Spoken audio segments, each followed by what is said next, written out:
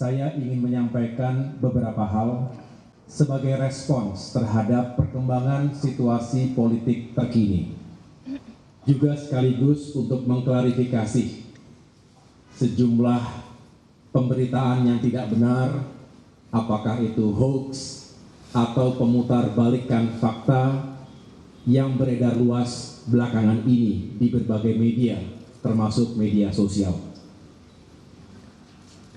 Pada kesempatan yang baik ini, saya tidak lagi akan membahas secara detail atau kronologis karena semua telah disampaikan secara gamblang sebelumnya. Pertama, melalui press release Sekretaris Jenderal Partai Demokrat Bung Teguh Rifki Harsha pada hari Kamis tanggal 31 Agustus 2023.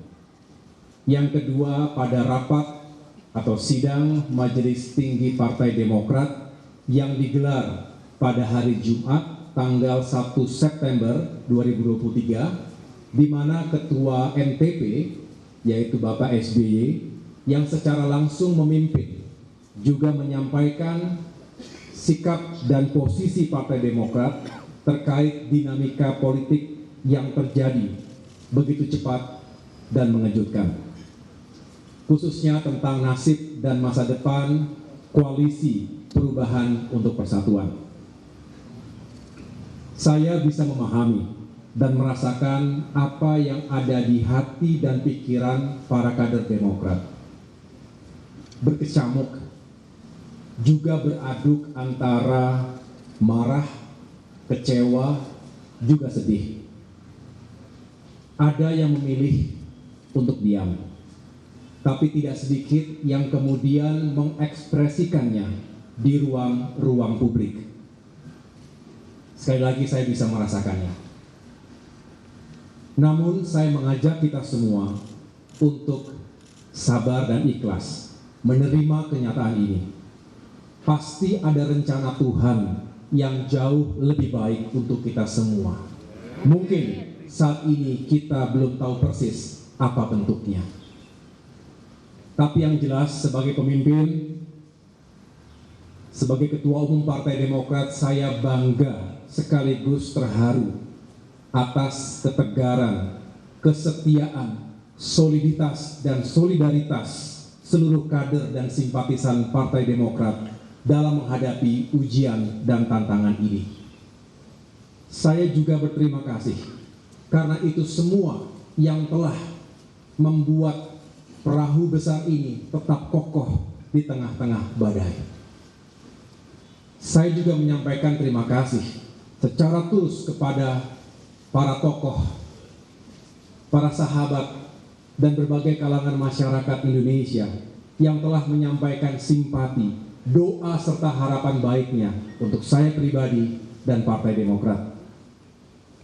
Selanjutnya, saya mengajak seluruh kader Partai Demokrat agar tetap tenang dan berpikir jernih. Kita tidak akan patah oleh ganjalan politik sekeras apapun. Meskipun kita juga tidak akan berkompromi pada konspirasi politik securang apapun. Saya juga mengajak kita semua untuk bersyukur karena Allah Subhanahu wa Ta'ala masih sayang kepada kita. Bisa jadi ini adalah cara Tuhan untuk menyelamatkan kita dari hal-hal yang lebih buruk. Saya tahu para kader Demokrat marah dan kecewa.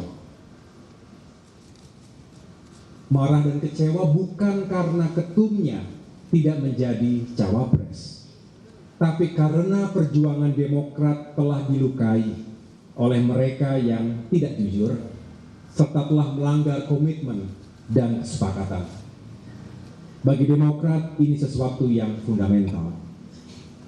Kita merasakan dalam hiruk pikuk politik menuju pemilu 2024, seolah etika, integritas pribadi, dan komitmen politik menjadi tidak lagi penting dan relevan dalam mencapai tujuan. Ini yang justru menebalkan keyakinan politik saya bahwa perubahan benar-benar diperlukan. Karena demokrasi yang sejati hanya bisa rawat dan tetap eksis jika hal-hal mendasar tadi tetap dipertahankan. Pengalaman di TNI mengajarkan kepada kami untuk senantiasa memegang teguh nilai dan etika keperwiraan. Hal ini adalah modal utama bagi seorang prajurit dalam mengemban tugas apapun. Dalam kondisi perang saja, kami diwajibkan ketika itu untuk mematuhi etika dan aturan. Sehingga perang bukan hanya soal kill or to be killed. Bukan hanya hanya tentang menang atau kalah, tetapi juga soal cara untuk bisa memenangkan peperangan tersebut. Begitu juga dalam berpolitik. Saya rasa semua rakyat Indonesia yang kita perjuangkan ini sepakat untuk berpolitik secara beretika. Artinya kita mendambakan praktik-praktik yang baik, yang tidak menghalalkan segala cara. Kita juga tidak ingin seolah semuanya bisa asal tidak boleh kalah. Cara tidak boleh menikam tujuan. Cara juga harus dijiwai oleh tujuan. Begitu pula sebaliknya. Ini adalah pandangan pemimpin besar Mahatma Gandhi yang juga menjadi rujukan utama dari pikiran-pikiran Presiden Soekarno. Sejak awal, kami memiliki harapan besar terhadap hadirnya sebuah perubahan dan perbaikan. Bukan perubahan biasa, tetapi perubahan besar dan fundamental yang berlandaskan pada nilai-nilai dan etika. Ini tentu membutuhkan kerja keras, kerjasama, dan komitmen dari semua yang ingin melakukan perubahan tersebut. Namun kenyataannya, hal itu tidak mudah untuk diwujudkan. Komitmen menjadi barang yang langka. Kata maaf dijadikan obat yang murah untuk pengingkaran atas sebuah komitmen. Ini tentu berbahaya. Jika dibiarkan, bisa menjadi budaya, menjadi sebuah pembenaran, dan lambat laun bisa membentuk karakter bangsa yang tidak bertanggung jawab. Tentu, sekali lagi, kami tidak akan membiarkan itu terjadi. Untuk itu, kami tidak akan menyerah untuk terus memperjuangkan nilai dan etika dalam kehidupan politik dan demokrasi kita. Saudara-saudara, partai politik adalah sebuah institusi, bukan pribadi. Sehingga ada tata kelola dan mekanismenya. Apalagi pengambilan keputusan yang menyangkut hajat hidup orang banyak.